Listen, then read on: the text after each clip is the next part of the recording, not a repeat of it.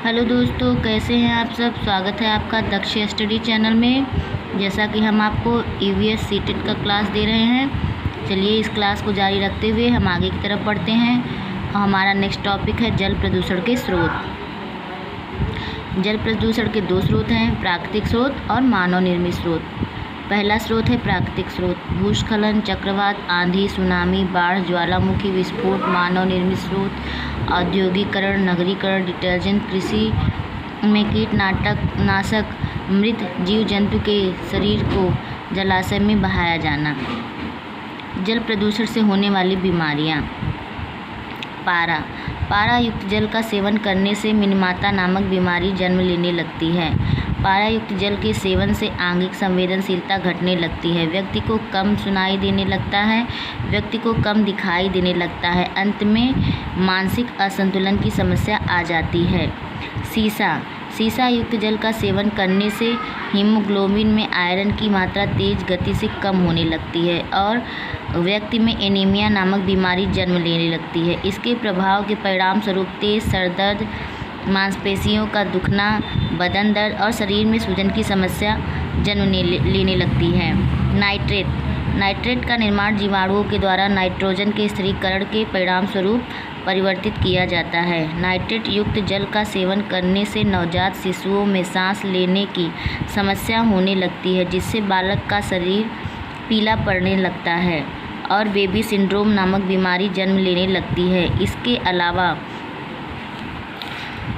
वयस्कों में खांसी और दमा की समस्या जन्म लेने लगती है।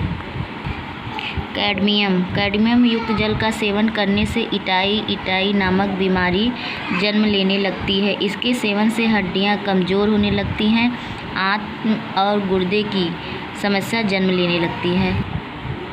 आर्सेनिक युक्त जल का सेवन करने से अधिकांशतः बीमारियां जन्म लेने लगती हैं, जिसमें ब्लैकफुट और त्वचा कैंसर प्रमुख है।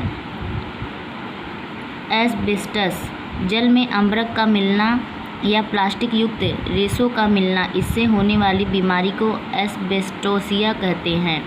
इसमें आंगिक संवेदना, त्वचा की संवेदनशीलता घटने लगती है, अनियंत्रित होने लगता है। परिणाम स्वरूप व्यक्ति में हार्ट अटैक की समस्या जन्म लेने लगती है। जल संरक्षण।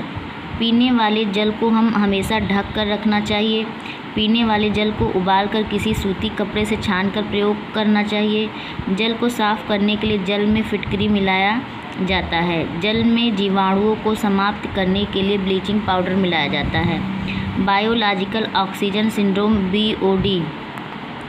बीओडी, जिस जल में ऑक्सीजन की मात्रा जितनी अधिक होती है वह जल उतना ही शुद्ध माना जाता है। जल में ऑक्सीजन क्या डिमांड है, इसे बायोलॉजिकल ऑक्सीजन डिमांड द्वारा पता किया जाता है। केमिकल ऑक्सीजन डिमांड COD, जल में ऑक्सीजन की कमी किस तत्व के घुलने से हुई है, इसका पता COD द्वारा लगाया जाता है। नेक्स्ट टॉपिक है यात्रा। मेगास्थनीज, यह यूनानी राजा सेल्यूकस निकेटर का राजदूत था। यह चंद्रगुप्त मौर्य के दरबार में आया था। इनकी प्रसिद्ध पुस्तक का नाम इंडिका है। इन्होंने भारतीय समाज, सभ्यता, संस्कृति का वर्णन किया है। फाहियान, यह चीनी बौद्ध भिक्षु था। यह गुप्त शासक चंद्रगुप्त विक्रमादित्य के दरबार में भारत आया था। इसने भारत के सामाजिक, धार्मिक और आर्थिक स्थिति का वर्णन किया है। यह चीनी बौद्ध भिक्षु था। इसे तीर्थयात्रियों का राजकुमार कहा जाता है। इसकी प्रसिद्ध पुस्तक का नाम सीयूकी है। इसने भारत के नालंदा विश्वविद्यालय में अध्ययन भी किया था। यह राजा हर्षवर्धन के दरबार में भारत आया था। अलबर्नी, यह उज़्बेकिस्तान का निवासी था। यह महमूद गजनबी के साथ भारत आया था। इसकी प्रसिद्ध पुस्तक है तहकीक-ए-हिंद या किताब-उल-हिंद है। इसने अपनी पुस्तक में भारतीय संस्कृति का वर्णन किया है, ख़ास तौर पर तालाबों का वर्णन किया। भारत के लोग तालाब बनाने में माहिर थे। हमारे यहाँ के लोग देखकर आश्चर्यचकित हो जाएंगे। चढ़ने उतरने के लिए अलग अलग रास्ते, रेलिंग लगी हुई, चबूतरा बैठने के लिए बना था। इब्न बतूता, यह अफ्रीकी देश मोरक्को का निवासी था। यह मोहम्मद बिन तुगलक के दरबार में भारत आया था। प्रसिद्ध पुस्तक रहेला में भारतीय संस्कृति का वर्णन किया। वास्को डी गामा, यह पुर्तगाली निवासी था। 1498 ईस्वी भारत आया था। यह भारत में व्यापार की दृष्टि से आया था। इसने भारत के समुद्री मार्ग की खोज किया था। यह जमोरियन के दरबार में आया था। आरक्षित rail ticket, window ticket, PNR, यात्री की आयु, ट्रेन का नाम, यात्री का लिंग, ट्रेन का नंबर, कुल दूरी, कोच की संख्या, प्रारंभ व अंत के स्टेशन का नाम, सीट की संख्या, दिनांक, श्रेणी, कुल शुल्क। यात्री का नाम नहीं होता है। इस जानकारी के अलावा ऑनलाइन टिकट में यात्री का नाम भी होता है। ब्रेल लिपि का विकास फ्रांस के निवासी लुईस ब्रेल के द्वारा किया गया था। ब्रेल लिपि का विकास कागज व प्लास्टिक पर नुकीले बिंदुओं को धंसाकर किया जाता है।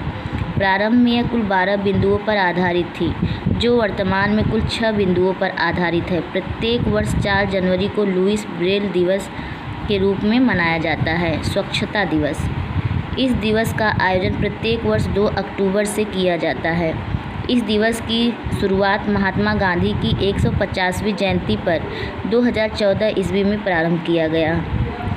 इसके लोगो में महात्मा गांधी का चश्मा लिया गया, जिसके एक तरफ शीशे पर स्वच्छ, एक तरफ भारत लिखा हुआ है। ऊबड़ खाबड़ पथरीले रास्ते, मेरे घर से मेरे स्कूल का रास्ता ऊबड़ खाबड़ और पथरीला है। इस रास्ते पर भले ही लोगों को चलने में दिक्कत होती है, परंतु हम दौड़ते हुए चले जाते हैं। इस कहानी का संदर्भ उत्तराखंड राज्य से लिया गया है। शिक्षक इस कहानी के माध्यम से पथरीले, ऊबड़ खाबड़ रास्ते, कीचड़ वाले रास्ते, बर्फीले रास्ते इत्यादि पर चलने में अंतर और कठिनाइयों के बारे में समझ प्रदान करता है। ट्राली में यात्रा, ट्राली गाड़ी का प्रयोग सामान्यतः उस स्थान पर किया जाता है जहां स्थल मार्ग संभव नहीं हो पाता है, जैसे ऊंचे पहाड़, बर्फ इत्यादि वाले स्थानों पर। इसको तारों की सहायता से एक छोटी ट्राली जोड़कर एक स्थान से दूसरे स्थान तक पहुंचा दिया जाता है। इस प्रकार की गाड़ी का प्रयोग सर्वाधिक लद्दाख में किया जाता है। पैटर्न के बारे में हमने आपको पहले ही बता दिया है। अब मिलते हैं नेक्स्ट वीडियो में। आपको हमारा वीडियो कैसा लगा हमें कमेंट बॉक्स में ज़रूर बताइएगा। आगे हम पढ़ेंगे चित्रकारी के बारे में। चलिए मिलते हैं अगली क्लास में। धन्यवाद।